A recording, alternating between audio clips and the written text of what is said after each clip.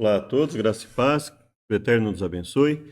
Nesse momento, nós vamos dar continuidade ao estudo do livro do Sérgio João Pires sobre o dilúvio. Capítulo 6, Evidências Paleontológicas, a formação dos fósseis e das extinções em massa. Que o Eterno nos abençoe. Obrigado por tudo que nos tem dado. Nos perdoe e dê a tua sabedoria, em nome de Jesus. Amém. A teoria da evolução nos informa que os animais transformaram em fósseis, que se transformaram em fósseis foram depositados e sepultados nos sedimentos após a sua morte e lentamente transformaram ao longo de milhares e milhões de anos. Então, esse é o primeiro ponto que ele vai analisar aqui.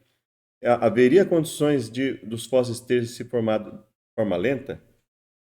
Foram se acumulando na chamada coluna geológica. Será que a coluna geológica é a teoria geológica se sustentam os milhões de anos que eles propõem? Aí é o que o Sérgio João Pires diz. O que descobri, no entanto, nos demonstra que o processo de formação dos fósseis é um processo rápido, pois só os animais e plantas que foram enterrados rapidamente, ou seja, os animais não poderiam ficar expostos, sofrendo a ação do tempo, de bactérias, de animais, nesse período, porque senão eles simplesmente não estariam lá, os fósseis não estariam lá, não é? Então, retirados do contato com o ar e protegidos contra a decomposição, só eles é que se converteram em fósseis. Do contrário, apodreceriam rapidamente ou seriam devorados pelos animais ou bactérias necrófagas sem deixar vestígios. Aqui ele dá exemplo de árvores, né? Por exemplo, com até 10 metros de altura, sepultadas muito rapidamente nos sedimentos, do contrário, teriam apodrecido e caído ao chão. Então, veja, esse tipo de situação aqui precisaria ter ocorrido rápido, isso não poderia ter ocorrido lentamente, da forma que está aqui, né?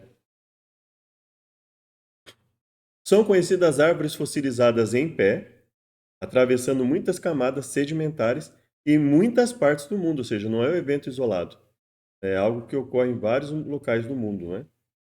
Não existem evidências de longos períodos entre as camadas sedimentares, onde se encontram as árvores petrificadas. Isso, basicamente, como nós sabemos, precisa ser mantida, essa ideia. Por quê? Porque, do contrário, a teoria macroevolutiva cai por terra. A teoria de que as flutuações quânticas geraram a não-vida, a não-vida, de repente, gerou a vida, e a vida foi se desenvolvendo de protocélulas até chegar nos seres humanos, animais, as variedades que existem. Isso, mesmo admitindo-se essa possibilidade, isso levaria um tempo gigantesco. E se eles não alimentarem essa ideia, isso não se sustenta. Então, eles precisam sustentar isso em várias circunstâncias, né? Inclusive combinando versões, porque antes, quando cada grupo de cientistas analisava na sua área independentemente, meio que havia ali uma espécie de confrontos de ideias, né? Então, foi quando eles começaram a analisar os estudos uns dos outros, é que eles começaram a, de certa forma, combinar as versões, vamos dizer assim, né? Levar a uma convergência em determinados pontos, né? Então, nós temos os exemplos aqui, né? Esse exemplo, mais um outro. Então, nós temos vários exemplos aqui nesse desenho, mostrando, né, que a teoria de que eles estariam simplesmente atravessando várias camadas geológicas não se sustentaria, né? O camarão fóssil, esse camarão fóssil, por exemplo, né? Sepultamento rápido, preservando os tecidos macios que os detalhes preservados demonstram. De forma que nem os predadores naturais, nem os carniceiros, nem as bactérias tiveram tempo de devorá-lo, né? Então, mais um exemplo de sepultamento rápido. E as árvores, o exemplo das árvores mostra que não foram vários eventos catastróficos. Foi um evento catastrófico que causou isso com as árvores, né? Pegadas de aves na areia e ondulações suaves formadas pelo fluxo de água sobre a areia são características sedimentares muito temporárias e sua preservação em rochas fossilizadas demonstra a necessidade de rápida sedimentação. Ou seja, não pode ter ocorrido em longos períodos e não pode ter sido causada por eventos diferentes uns dos outros. Não pode ter ocorrido vários pequenos eventos. Teve que ocorrer um evento que causou isso.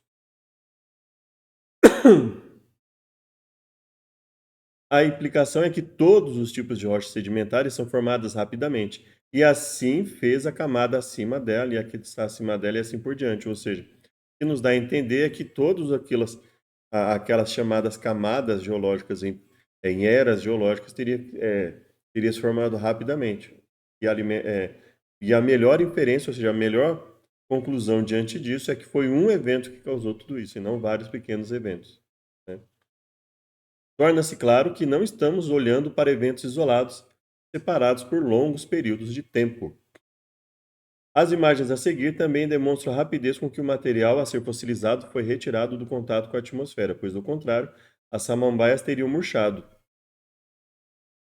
E outra, e a outra teria voltado à posição distendida e não curvada, como se observa. Então, esses eventos precisariam ter ocorrido rapidamente. Aqui nós temos casos de peixes se alimentando uns dos outros, no momento em que foram fossilizados, né? Foram surpreendidos e soterrados pelos sedimentos. O mesmo nos fósseis de águas-vivas. Suas partes moles se decompõem rapidamente, não poderiam ter sido preservados por eventos lentos e sucessivos, né?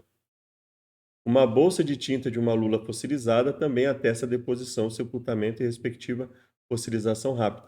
Além do fato de que tanto a lula quanto os pigmentos de melanina são iguais aos das lulas atuais, então não só eventos rápidos, como também não aparecem mudanças significativas que justificassem aí o período de milhões de anos que validariam a teoria de mudanças em milhões de anos, né? Mudanças para relevantes para a macroevolução. Aqui ele estava falando, ó, bolsa de tinta de uma lula fossilizada com idade estimada em 160 milhões de anos. Então, não existe evidência de que esse teria sido o período, 160 milhões de anos, e muito menos que a fossilização teria sido algo lento e sucessivo, por exemplo, né? O fóssil é tridimensional, demonstrando a rapidez da fossilização. A própria pressão dos sedimentos acima dos vermes poderia tê-los esmagado. Ou seja, são muitos exemplos em que evidenciam uma fossilização rápida e aliados a eventos que evidenciam um processo de fossilização único. Não obstante, aqui, os ossos encontrados na tundra congelada de um dinossauro bico de pato vegetariano e de outras criaturas que viveram em clima subtropical para temperado são frescos. Os ossos encontrados são frescos, não obstante possuírem mais de 65 milhões de anos. Ou seja, qual a conclusão que se adequaria aos fatos aqui? Eles não têm 65 milhões de anos. Eu não preciso criar uma série de teorias de remendos ad hoc ou ad hoc, né, para validar 65 milhões de anos. O que se adequa mais aos fatos? Eles são recentes, não é? E não aquilo que a teoria da evolução e a geologia afirmam a respeito deles, né? O estado de conservação se assemelha aos ossos de mamutes encontrados na tundra, logo devem ter morrido juntos. Então veja, ossos frescos indicam algo recente. Ossos encontrados em situações que parecem ter morrido juntos indicam um único evento. Um único evento recente. Outra descoberta desconcertante foi a das células sanguíneas vermelhas, glóbulos vermelhos. O debate que ficou na internet aí a respeito por exemplo, do tecido mole em dinossauros, né? Em que todo mundo começou, não, mas ela negou, mas a pessoa que descobriu negou, tá? Mas ela não vai mudar o que ela falou no passado a respeito do assunto, não vai mudar o fato que estava lá, né? Então, ou seja, o que eles fazem? Eles pegam um fato que não comprova o que eles afirmam, os evolucionistas e outros, eles pegam fatos que não validam o que eles afirmam e forçam uma conclusão que não pode ser mantida. Aliás, toda ciência ela depende da lógica, porque a busca de fatos, ela não garante a veracidade da conclusão, né? Você pode ter uma série de fatos exatos ali e você forçar uma conclusão, como é o caso que eles fazem. Eles acusam os criacionistas ou os teóricos do design inteligente de falsificar, mas na verdade, se a gente for olhar, eles forçam conclusões, né?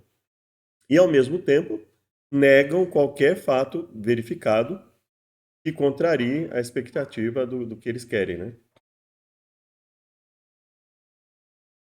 O que essa prova demonstra é que tal teoria é completamente infundada. Então, a foto, né, do sangue extraído do osso do dinossauro, não apenas células sanguíneas intactas, um coração de dinossauro foi encontrado, fossilizado, juntamente com o esqueleto do dinossauro, conforme as imagens abaixo. O coração, à semelhança de demais músculos de carne animal, são decompostos durante o processo de fossilização, a menos que a mineralização ocorra rapidamente. Um evento rápido e, ao que tudo indica, pelas condições dos fósseis, recente, né? O enterro rápido de milhares de animais, tão grandes quanto os dinossauros ou pequenas trilobitas do fundo dos oceanos, bem como peixes que não morrem afogados, é também um claro indicativo de morte violenta, rápida e catastrófica. Ou seja, tudo aponta para um evento de grande escala, enorme escala, relativamente recente. Então aqui nós temos mais exemplos, né? Olha aqui, animais dentro da mãe, né? Animais nascendo, né?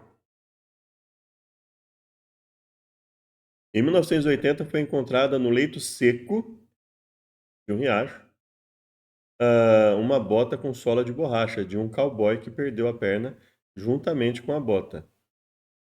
Apenas os ossos do interior da bota é que se fossilizaram, mas não a própria bota, demonstrando que alguns materiais se fossilizam mais rapidamente que outros. Esse chapéu fossilizado é outro exemplo de fossilização rápida, pois certamente não tem milhões de anos de idade. Os textos de paleontologia que tratam do assunto nos informam que demoraria cerca de 1000 anos para uma concha de 5 polegadas de diâmetro ser soterrada. Por outro lado, não existe nenhuma evidência de uma exposição tão longa, pois as conchas estão perfeitamente preservadas, ou seja, os fatos apontam para algo que precisaria ser rápido, ela não conseguiria ficar 1000 anos exposta. Mas eles precisam afirmar que isso levou 1000 anos para que ela fosse soterrada para manter a teoria em voga, né? Além de formação rápida, né? Os fósseis mostram espécies que ainda estão vivas em nossos dias, os chamados fósseis vivos, e que não mudaram em nada em relação àquelas que estão preservadas. Ou seja, não houve macroevolução. Pois essa teoria prevê que os seres vivos variam de forma ao longo do tempo, em milhões de anos. E essa a diversificação que nós temos é perfeitamente compatível com a cosmovisão criacionista, do design inteligente e etc. Por quê? Por um motivo muito simples, né? Uma variedade esperada dentre os seres iniciais, ela não prova macroevolução. Se a informação já estava lá no animal quando ele foi desenvolvido, quando ele foi criado, e essa variedade já fosse implantada ali, permitindo uma variedade dos animais, isso não é incompatível com a teoria criacionista, né? Alguns livros colocam isso como se a teoria criacionista ela ficasse limitada ao fixismo. Todos os seres teriam que ser 100% idênticos ao que eles eram no passado, né? Ah, como se só houvesse uma forma de expressar a criação, não é? A criação dos seres. Mas tanto a questão da origem das coisas, a origem do universo, a origem da vida, tudo aponta para uma necessidade de uma criação e não a forma naturalística, né? Então, agora, como essa criação exatamente foi feita, né? Tudo a própria degeneração, né? Genética dos seres mostram que eles foram criados melhores do que são agora, né? E por algum motivo de desequilíbrio, eles passaram, um desequilíbrio afetou a composição genética e começou a trazer degradação. Dentro desse desequilíbrio, nós podemos citar a questão bíblica de um elemento que era chamado de árvore da vida, que traria o equilíbrio genético para os seres, mantendo em perfeita, a condição perfeita com que foram criados desde o início. Nós podemos também citar o próprio fato de que, a partir do momento que os seres passaram a competir por espaço, pela própria vida, né? Então isso começou a trazer desequilíbrio genético e não equilíbrio, ou seja, o caos a necessidade de sobrevivência, não traria macroevolução, pelo contrário, ela traria degeneração para os seres, né?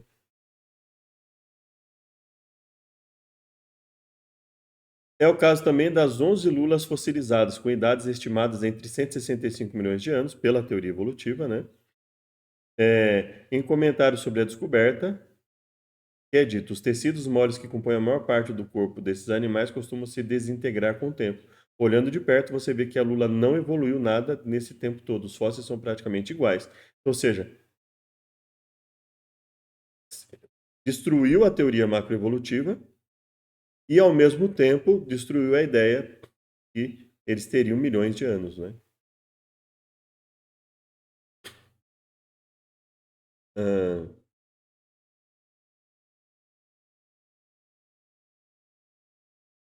vamos ver aqui. Velikovsky relata que ao norte de Monte McKinley é extraído ouro. Se abrem valas com vários quilômetros de comprimento e às vezes até 40 metros de profundidade. E se observa ossos congelados de animais extintos, como mamute, mastodonte, bisão e cavalo. Dos restos de plantas e animais pode-se inferir que foram ali depositados de forma catastrófica. Ou seja, em vários lugares do mundo a situação é a mesma. Ou seja, tudo aponta para um evento e não para vários eventos catastróficos. A inferência lógica é que os oceanos Ártico e Pacífico invadiram violentamente a região, matando a fauna e destruindo as florestas. O vulcanismo esteve ativo durante esse mesmo tempo. Velikovsky se pergunta o que ocasionou a transgressão marinha. Em vários níveis do depósito encontram-se utensílios de pedra congelado in situ a grandes profundidades em invisível associação com a fauna da época glacial, o que significa que havia homens contemporâneos dos animais extintos do Alasca. Pedras trabalhadas com formas características, denominadas pontas de uma, foram encontradas muitas vezes no esterco do Alasca, a 30 ou mais metros de profundidade. Uma dessas pontas foi encontrada entre o maxilar de um leão e a presa de um mamute. Armas desse tipo só eram utilizadas há poucas gerações pelos índios das tribos Atapascan, que viviam no vale do Alto Tanana. Também já se afirmou que até mesmo as pontas dos esquimós modernos são extraordinariamente parecidas com as pontas de uma. E tudo isso demonstra que os inúmeros animais dilacerados e as florestas despedaçadas datam de uma época de poucos milhares de anos passados, né?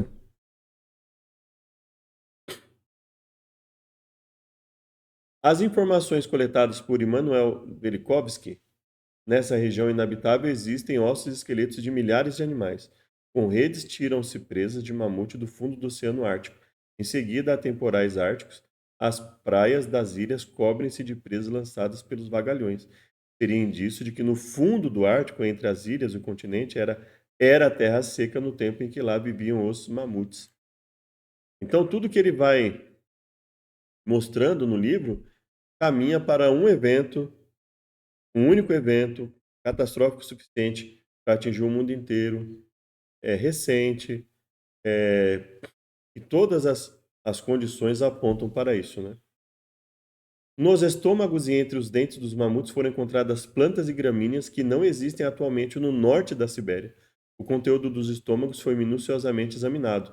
Havia folhas de árvores encontráveis hoje no sul da Sibéria, mas bem longe dos depósitos de marfim. A análise microscópica da pele mostrou corpúsculos de sangue vermelho, prova não apenas da morte repentina, mas de que a morte foi devida à asfixia por gás ou por água. Obviamente, água nesse caso.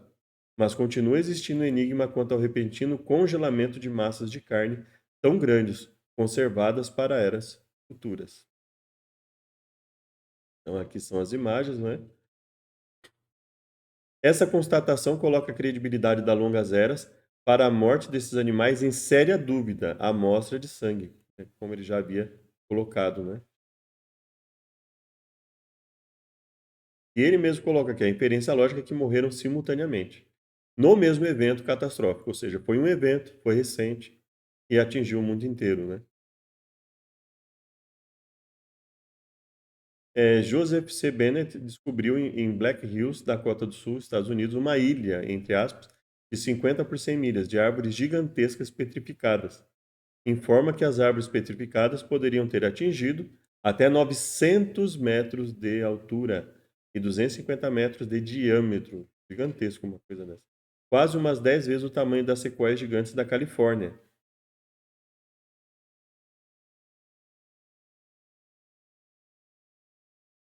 Velikovsky, citando Joseph Prestwich, é professor de geologia em Oxford e reconhecida autoridade no período quaternário na Inglaterra. Nas proximidades de Plymouth, no Canal da Mancha, fendas de variadas larguras em formação de pedra calcária são preenchidas com fragmentos de rocha angulares e agudos e com ossos de animais, mamutes, hipopótamos, rinocerontes. Os ossos estão inteiramente fragmentados, não existe um esqueleto inteiro. Na realidade, os ossos foram falhados de maneira mais irregular, sem qualquer semelhança com a posição que ocupavam originalmente no esqueleto. Esses ossos também não apresentam desgaste, nem parecem ter sido mastigados por predadores, embora apareçam juntos com ossos de hiena, lobo, urso e leão, ou seja, animais morrendo juntos em um evento catastrófico. Na caverna de San Siro, perto de Palermo, foram extraídas nos 6 primeiros meses de exploração 20 toneladas de ossos. Os ossos animais encontrados são de várias espécies. Estão juntos tanto os predadores quanto os que lhes serviam de alimento. Tais animais também pertencem a todas as idades, fetos inclusive, sem apresentar sinais de desgaste ou terem permanecido expostos à atmosfera. No rochedo de Gibraltar, entre os ossos de animais foram encontrados um molar humano e algumas pedras trabalhadas pelo homem no Paleolítico, o que demonstra que a catástrofe também atingiu os seres humanos. Então, animais e seres humanos vivendo juntos em várias regiões do mundo teriam sido atingidos pelo mesmo evento. Né? Uma espécie de baleia do terciário, a Zeuglodon, deixou ossos em profusão do Alabama e outros estados norte-americanos, do Golfo do México. Os ossos desses animais eram tão abundantes nos campos e atrapalhavam tanto na superfície do solo que os agricultores os amontoavam para com eles fazerem cercas. A costa dos Estados Unidos, banhada pelo Atlântico, desde o estado do Maine até o estado da Flórida, já esteve sob o mar, abaixo do mar. Assim, sob o mar, embaixo, né? Embaixo do mar, né? Altitudes de pelo menos 70 metros.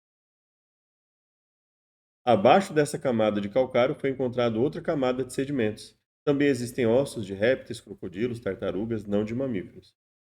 As evidências da destruição massiva ocasionada pela ocorrência do dilúvio, coletadas por Velikovsky, são inúmeras. Todos esses ossos encontram-se misturados em cascalho, argila, resíduos, né, de uma grande inundação. E o Velikovsky relata, né? Foi uma destruição a um só tempo total e muito ampla. Por quê? Porque ele fala: no arenito vermelho está encravada uma abundante fauna aquática. Os animais se encontram em posições de perturbação. Alguma catástrofe terrível destruiu de repente os peixes de uma área de pelo menos 160 quilômetros de um extremo a outro, talvez mais. Em muitos casos, o rabo está dobrado e chega a tocar a cabeça. A espinha dorsal está exposta, as nadadeiras dilatadas ao máximo, como os peixes que morrem com convulsões. Os despojos não parecem ter sofrido ataques de peixes predadores, pois eles também não teriam sobrevivido. Por isso que ele não consegue pensar honestamente em nenhuma outra situação que não uma destruição a um só tempo, total, muito ampla. Alguns exemplares chegaram mesmo a conservar vestígios de cor sob a pele, o que nos dá a certeza que foram soterrados antes que começasse a decomposição de suas partes macias, como a foto que está aqui, né? A extinção dos dinossauros. Eles dividiam-se em dois grandes grupos: saurópodes, comedores de plantas, e os terópodes, incluídos todos comedores de carne, segundo os biólogos e paleontologistas. Saurópodes eram maiores. Como todos os répteis, os dinossauros botavam ovos. Existiam também crocodilos que atingiam 12 metros, bem como pterossauros, répteis voadores, com 121 espécies conhecidas. Ao todo, cerca de 800 espécies de dinossauros. Na Patagônia também foram descobertos pelos paleontólogos Rodolfo Caria e Luiz Chape cerca de 40 ovos de dinossauros, em alguns dos quais encontraram pedacinhos de pele dos embriões de dinossauros grudados nas cascas internas dos ovos. Entre outras coisas, dessas descobertas demonstram que o clima era quente na região à época em que esses dinossauros lá viviam. Ele está falando do norte do Alasca, né? Em 1985, descobertos fósseis de dinossauros no norte do Alasca, região polar, cuja escuridão dura cerca de 3 meses por ano. Um novo dinossauro, parente do gigantossauro, ao que tudo indica, foi encontrado nos sítios arqueológicos de Neuquén, na Patagônia, cerca de 1.000 quilômetros ao sul de Buenos Aires. Junto com esse fóssil, foram encontradas outras 5 na rocha, que é um indicativo de morte violenta para todo o grupo. Na China, na cidade de Zigong, né, o primeiro museu de exposição de dinossauros, foi encontrado juntos fósseis de mais de 100 dinossauros de 6 espécies diferentes, tanto predadores quanto herbívoros, sendo o mais rico depósito de fósseis de dinossauros conhecido. Ao final do chamado período Permiano, pela escala do tempo da teoria da evolução, que teria ocorrido, teoricamente, né, para manter a teoria deles há 250 milhões de anos, aconteceu uma gigantesca extinção nessa massa, quando 90% das espécies vivas do planeta desapareceram. Menos de 5% da fauna marinha sobreviveu e menos de um terço das espécies de grandes animais terrestres conseguiu escapar. Um último problema sobre a extinção dos dinossauros é que eles são considerados como tendo sido exterminados há 65 milhões de anos, mas não há uma unanimidade de dados. Utilizando técnicas de datação que utilizam a inversão do campo magnético da Terra, cujos registros ficam impregnados nas rochas que solidificaram na época, Facet descobriu que alguns dinossauros, diferente do que era aceito, estavam em camadas de rocha do período Paleoceno, há cerca de 64 milhões de anos atrás, posteriores, portanto, ao período de considerada extinção, no final do Cretáceo, há 65 milhões de anos atrás. Caso se comprove a verdadeira hipótese que os fósseis de dinossauros foram encontrados em camadas posteriores ao período Cretáceo Terciário, pois ficaria claro que a deposição dos fósseis não obedece ao padrão proposto pela teoria da extinção nas camadas sedimentares, teriam que aventar mais uma hipótese para explicar a definitiva extinção desses gigantes. Ou o problema está nos métodos de datações utilizados. Então veja, ou eu tenho que fazer um monte de remendo na teoria, ou é mais fácil enxergar que os métodos de datações estão equivocados, né? Estão partindo de pressupostos equivocados. Se os dinossauros realmente tivessem existido há 65 milhões de anos, não seria possível encontrar tecidos não fossilizados em seus fósseis, ou carbono 14 que se degradem até 100 mil anos. Encontrei durante essa pesquisa a reportagem elaborada por Reinaldo José, tratando da descoberta de carne em fóssil, carne entre aspas, em fóssil de dinossauro na América do Norte. A equipe de pesquisadores relata no artigo publicado na revista Science a descoberta de vasos sanguíneos, células, possivelmente com núcleos, e a matriz dos ossos, célula de colágeno de um dinossauro, hadrossauro, Brachiosaurus canadensis, com idade atribuída de 80 milhões de anos, ou seja, ele não tem, evidentemente, essa idade, né? Seus críticos alegaram que as proteínas eram de bactérias que devoraram o osso original. É claro que os ditos críticos não refizeram a pesquisa para fazer essa afirmação. Eles simplesmente precisam manter desesperadamente as afirmações que fazem e confiar que, pelo fato de fazerem isso na chamada academia, eles vão ser aceitos quase sem questionamento pela maioria das pessoas, né? Para derrubar essa contra-hipótese, os pesquisadores realizaram uma escavação controlada com sistema de isolamento impedindo qualquer tipo de contaminação do osso. Depois usaram todo tipo de teste, incluindo o uso de anticorpos específicos para colágeno de aves no material extraído do osso. Os anticorpos foram capazes de grudar nas moléculas obtidas do fóssil de dino, o que só pode indicar, segundo eles, que as proteínas não são de bactérias, mas de dinossauros. Então, quer dizer, olha, para você desmontar um paradigma, quanta coisa tem que fazer e ainda assim não ser aceito, né? Aqui tem a questão aí que já tem sido bastante discutida da Mary Rugby Schweitzer, né? Citou isso no artigo de 2007, em relação à preservação orgânica por longos períodos, né? Destacando que isso não possa acontecer em fósseis com mais de 100 mil anos, né? Tem sido proposto que nenhum fragmento de proteína ou DNA original pode ser recuperado além de CA100-KYR, né? Apesar de algumas moléculas remanescentes ou fragmentos que são filogeneticamente menos informativos podem persistir até esse ponto, em circunstâncias excepcionais. Então, assim, eles têm que admitir circunstâncias excepcionais para algumas coisas, mas não conseguem explicar todas, e ainda assim eles mantêm o paradigma, né? A outra hipótese que poderia perfeitamente explicar a preservação de tais restos, nem remotamente levantada pela pesquisadora, pois é um tabu, né? É que os fósseis não possuem os milhões de anos, que seria a questão mais óbvia a ser levantada, né?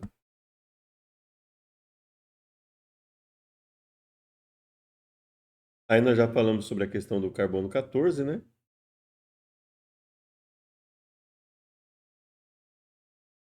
Aqui nós temos o Michelson Borges, né, comentando o seguinte: não seria de esperar que uma atmosfera que se apresente na era do dilúvio apresentasse idade de radiocarbono de cerca de 5 mil anos, mas sim de 20 mil, 50 mil anos, na verdade. Camada supostamente de milhões de anos de idade. A razão é a datação por radiocarbono assume que a taxa atual de carbono 14 ou 12, de cerca de 1 em 1 trilhão, após o ajuste para a Revolução Industrial, teria sido muito menor antes do dilúvio e removeu praticamente todo o carbono vivo da biosfera por meio de sepultamento. Devido ao fato de os pré e para objetos diluvianos terem começado com uma taxa inicial muito menor, a quantidade medida hoje também poderia ser menor. Dois dos físicos e coautores do trabalho, o Michelson continua acrescentando, né? Robert Bennett e Jean Pontcharra, estão estimulando colegas a fazer sua própria datação por carbono de ossos de dinossauros. Isso certamente deveria estar entre os interesses da verdade científica, especialmente seguindo os achados repetidos de tecidos moles, né? Os evolucionistas afirmam que as amostras, em todos os casos, devem ter sido contaminadas por carbono externo. Portanto, as hipóteses de contaminação, uma após a outra, têm sido rejeitadas. Então, assim, é preciso fazer e refazer os experimentos e ainda contar com uma academia e um conjunto de ditos especialistas que simplesmente mantém uma narrativa, né, dizendo que não, isso foi contaminado, isso está errado, né? Nenhum dos críticos se dá ao trabalho de pegar um fóssil da maneira que o julga adequada, repetir o processo, eliminar fontes contaminadores, conforme os autores de trabalhos fazem para a respectiva datação. Aqui ele vai falar o resumo do que ele fez no capítulo, né? As suas descobertas de tecidos moles incluíam células de sangue, reforçam a evidência de que tais fósseis não têm idade geológica atribuída. E aqui são as imagens finais do capítulo 6, né? No caso de DNA, estudos recentes sobre a sua estabilidade a longo prazo estimaram que, mesmo quando preservada em osso, teriam completamente desintegrado em 22 mil anos a 25 graus centígrados, 77 Fahrenheit, né? 131 mil anos a 15 graus, 882 mil a 5 graus e 6,83 milhões a menos 5 graus centígrados. Conforme Alentop salienta, isso mostra a improbabilidade extrema de ser capaz de amplificar o fragmento de DNA de 174 pares de base a partir de uma unidade óssea do Cretáceo. É considerado que todos os dinossauros viviam em clima tropical, onde o DNA poderia se degradar muito rapidamente. O mesmo se aplica à descoberta de carbono 14. Só poderia ser encontrado se os fósseis hospedeiros tivessem apenas alguns milhares de anos, né? Então veja que a questão é que nós não precisamos apontar nenhum modelo em relação a isso. Basta que nós mostremos que as evidências apontam para a ausência de milhões de anos nas chamadas camadas geológicas, na chamada coluna geológica, ausência de milhões de anos nos animais encontrados e tudo caminhando para um grande evento, né? Então, fica difícil alimentar vários eventos, né? Então, principalmente de milhões de anos. Só o fato de não ser milhões de anos, ainda que se considerasse que foi mais de um evento, né? Tudo caminha para a manutenção de apenas um evento, ou seja, mostra que a ideia está errada com relação à idade da Terra, com relação à datação da coluna geológica, das camadas, do evento que teria causado isso, que os animais teriam os fósseis teriam sido formados lentamente, e etc, né? Espero ter ajudado. Logo mais nós, nos próximos estudos, vamos continuar falando aí do livro do Célio João Pires. Até o próximo estudo.